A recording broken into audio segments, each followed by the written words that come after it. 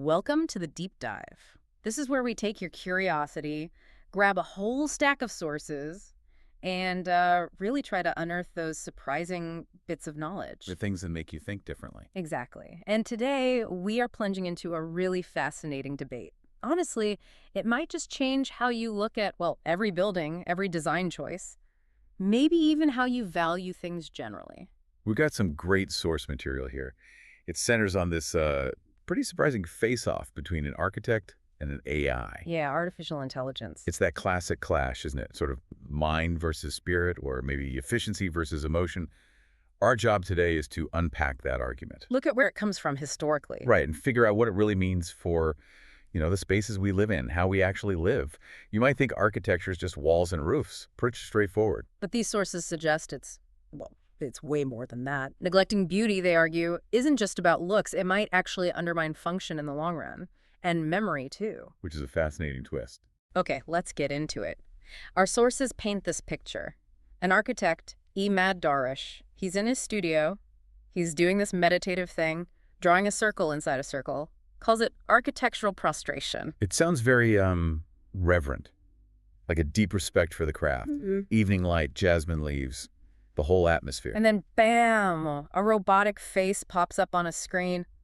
AI. And the AI doesn't waste any time. It's all critique, totally direct.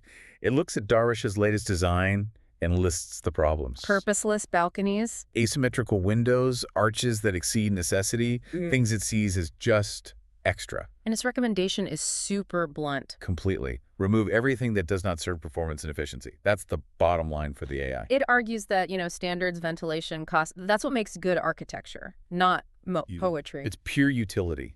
Cold, hard logic. And the Darouich's response really hits back at that. It challenges that whole rational viewpoint, doesn't it? Oh, absolutely. He asks the AI these incredible questions like, have you counted how many times the heart smiles when it sees light entering from an unexpected corner? Wow. You can't put that in a spreadsheet. Exactly. Mm-hmm. Or has the AI measured the amount of tranquility that a window overlooking a distant tree brings?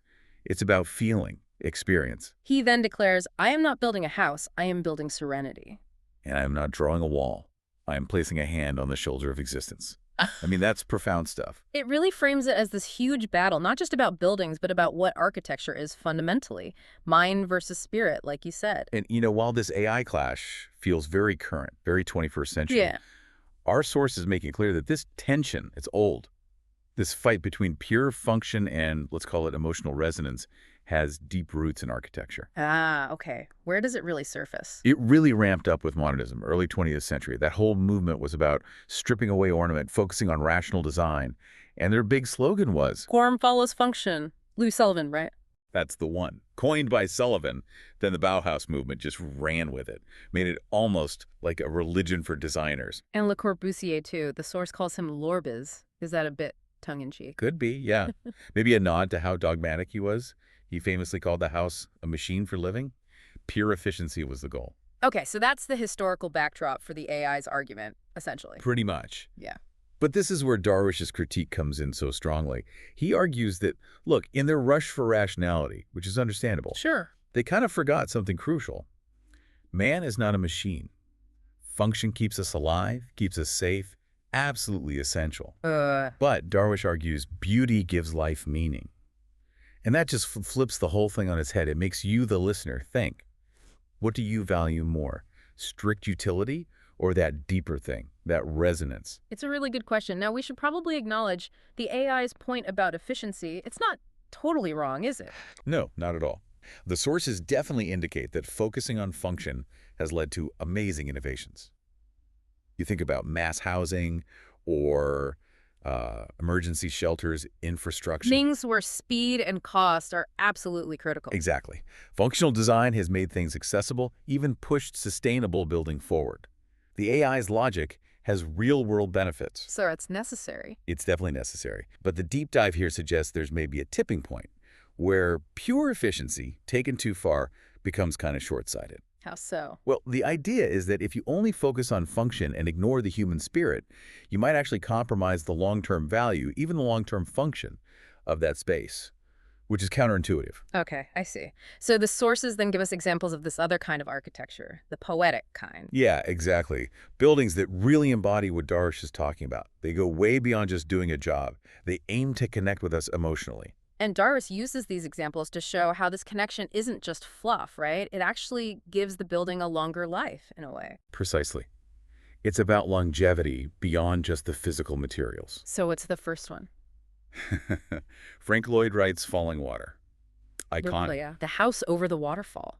But it wasn't just on the river. The source says it made the river dwell within it. Imagine that. The walls breathe with the water. The windows bring the forest inside. Wow. So it's about integration, not just location. Total integration with nature. Yeah. Then, completely different context, the Nasio Molkamol Mosque in Shiraz. Okay. Functionally a place for prayer. Of course. But the beauty. Darouich says the stained glass is so incredible it makes the sun pray in it every morning with colors of glass. Transforms the function into something else entirely. An ethereal experience, yeah. Yeah. Through light and color. What about the Hassan Fathi houses? Yeah. New Gorna village. Okay, this is interesting because it connects beauty to social value. The mud bricks are functional, yes, they protect from heat, standard practice. But the sources say the details, the domes and mashas, those beautiful latticed screens, they protect from the harshness of life. They give the poor the dignity of beauty. It's not just shelter. It's about human dignity, upliftment. That's powerful, linking beauty directly to well-being. Even huge projects fit this, like the Liverpool Metropolitan Cathedral. Frederick Gibbard designed it. Big modern building. Very efficient, apparently. Sound, lighting, all top-notch. But crucially, the source stresses it lifts the heart before the eye. Emotion first, then appreciation of the form. Seems to be the idea. It hits you on an emotional, maybe spiritual level, not just visual. And the ultimate example they give is the Alhambra. Yeah, the Alhambra in Spain. I mean, it was definitely a fortress, functionally vital for defense back in the day. Absolutely. But it was built, as the source says, with the spirit of poetry. And the amazing thing is, because of that spirit, its spirit remained even after the fall of its kingdoms. So the poetry outlasted the power. That's the implication. It endures because it resonates beyond its original practical purpose. Okay, so connecting this back, Darouich isn't just saying ignore function, make things pretty. No, not at all. He explicitly says, I adhere to them, referring to the AI's points, standards, ventilation, cost. He gets that stuff is important. But he puts something above them. Yes. He poses this set of profound questions that basically redefine what makes architecture successful. Right, those questions about the wall welcoming the orphan. But hang on, if someone's purely focused on utility, like the AI, how does a wall welcoming an orphan translate? Is that just nice words, or is there a practical payoff to that poetry? Well, that's kind of the core insight Darouich and the sources are driving at. It's not just nice words. These poetic qualities, the things that speak to the human spirit, those are the things that actually give a building its long life, its real meaning. Darouich asks, does this wall welcome the orphan? Does this roof greet a woman praying at dawn? Does this staircase know how to lead you to the light of sunset? Questions about human connection, memory. Exactly, spirit. And the argument is the functional building ages quickly, but the building that houses beauty remains alive. It preserves memory. So beauty isn't just decoration, it's preservation. It fosters well-being. It makes something last. That's the idea. It creates something that resonates deeply, stands the test of time, not just physically, but culturally, spiritually. It connects people to the place. So we've taken this deep dive into what seemed like a simple argument, architect versus AI, but it's opened up this huge idea. Yeah, that true architecture, and maybe lots of things in life, aren't just about what works on paper, what's efficient. But what actually moves us, what holds our stories, connects us to something bigger than ourselves. In this whole conversation, it really challenges you, the listener, to think about those unseen things, the intangibles that an AI, right now anyway, really struggles to grasp or measure. When you look at a building, or even just think about a concept, what are you seeing beyond its immediate job? How much importance do you give its ability to connect with spirit, to create meaning, to hold memory? Is that valuable to you? So next time you walk into a room maybe, or even just look at an everyday object, ask yourself, is this just doing its job? Or is it also, in Darouich's amazing phrase, placing a hand on the shoulder of existence? Yeah. What is it truly building for you beyond the obvious?